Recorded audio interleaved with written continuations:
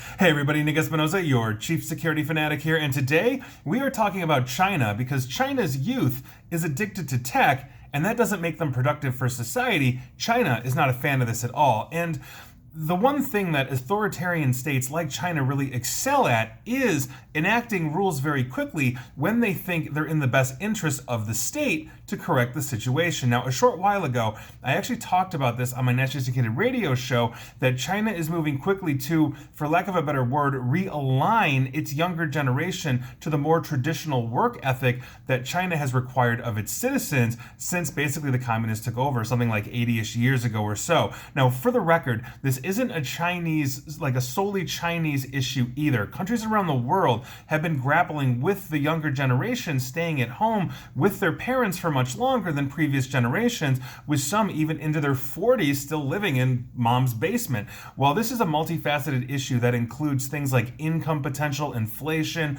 rising costs of living, student debt, at least here in the United States, and obviously more facets than that, one of the main factors that we cannot ignore is technology addiction. We are addicted to our phones, we're addicted to games on our phones as well as computers, gaming consoles, and obviously more. We are addicted to tech, and that is, again, not unique to China. We can see that here in the United States, and I've talked about that as well. Now, add to that, basically the huge drop in the labor participation rate around the world in many countries due to all the payments and benefits shelled out globally to sustain the economy through the pandemic. It's kind of easy to see this as being a problem that is long-term in the making. Now, China, unlike countries, like the U.S. or the European Union member states or other democracies or anocracies around the world, China really doesn't have to debate on a problem when the government makes a decision. They can act quickly, basically as their citizens have virtually no say or recourse in any of the new laws that they enact. That is the one advantage that essentially an authoritarian state has. They can pivot on a dime, where they see a problem in a democracy or an anocracy.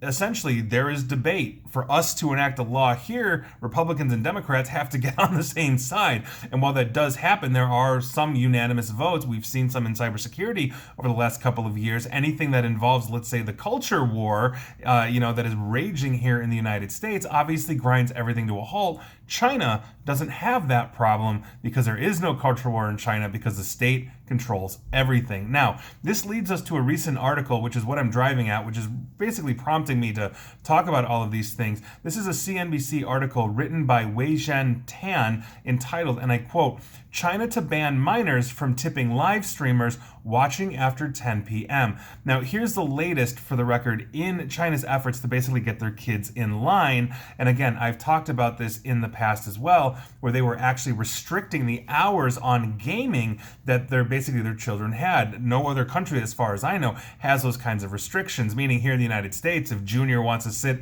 on a computer for 30 hours a day playing World of Warcraft or whatever on the Xbox, they can do that. There's nothing restricting them. There's no consequences to the parents. China is different. But here's the latest in this ever shift to basically break this technology addiction and get the youth more in line with the older generations.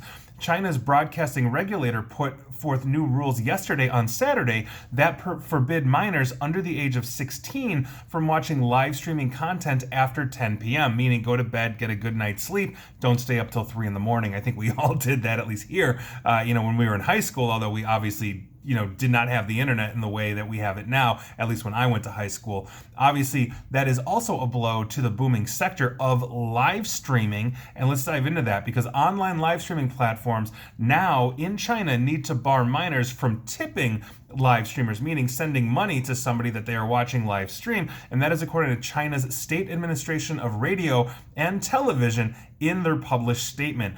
Now, one common practice that we see in China is buying live streamers virtual gifts, which can be redeemed for cash. Such live stream platforms have led minors to indulge in tipping practices, causing their physical and mental health to be seriously damaged, according to the state. Now, I think there is actually some truth in that. I agree with China in the sense that, if we are addicted to technology or we are addicted to anything, I don't care if it's crack, whatever it is, addiction is not a good thing. And if you cannot get off technology, basically for, to get a good night's sleep or to be a normal, productive member of society, it needs to be addressed. Obviously, they're cracking down hard, but that obviously is a huge thing. Now, these rules would continue the country's crackdown on the live streaming sector in general, with authorities last month launching a campaign to promote what they deem as appropriate and legal content for live streaming platforms. Meaning, if you're a minor watching adult content, that is verboten in China as it is here in the United States.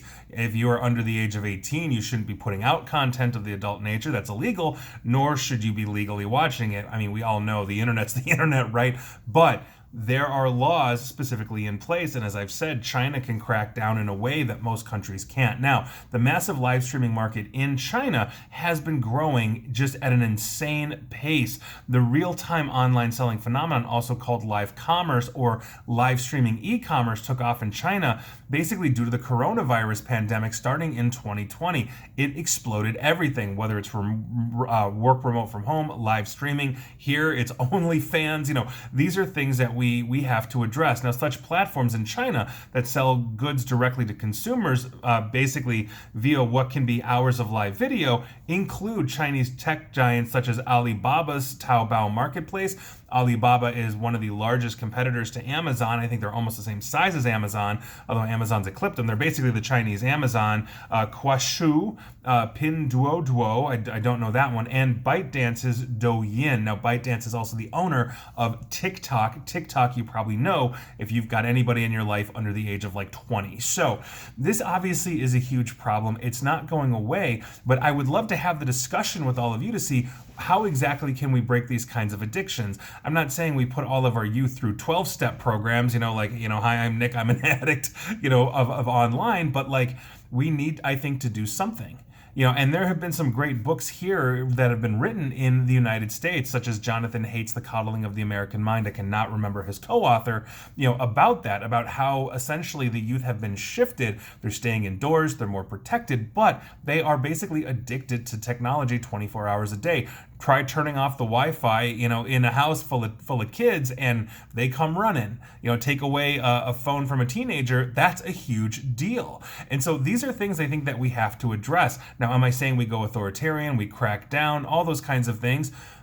If we debate and that's what we agree on, okay. But we have to have the discussion, we have to have the debate, and until we do, that's a huge problem. We have, as I've mentioned, a multifaceted issue, but as we are raising, let's say, the 16-year-olds, to get out of high school, go to college, and then start productive lives, what is that going to look like, especially when we're all remote? Are we going to be just completely isolated in our own bubbles? Is dating going to be purely online? Meaning, I married somebody, but, I'm in Chicago and she's in LA and we love each other and we only see each other on Zoom or whatever that is. What is this going to do to human interaction? What is this going to do to socialization? These are things we need to discuss and understand. And so I think it's an important thing to talk about. We'll see what happens here, but China is moving very quickly to essentially do this. Now, in China's logic, they look at the generations that have worked in their factories and worked everywhere to basically sustain the massive economy that is China. And now they've got a whole legion of youth that don't want anything to do with that. That is going to be a very serious problem for China economically when they have this problem. And what are they going to do? Start forcing all of their youth into camps and labors and all of that? They've got a history of doing those kinds of things, but it looks like they are moving to try to run a balance here, even though they are dictating, and they are literally dictating this to their population. So we're going to see where this goes. I think this is an interesting problem. I'd love to hear your thoughts on it, but this is what's happening in China, and quite frankly, we need to start talking about it here and everywhere else as well.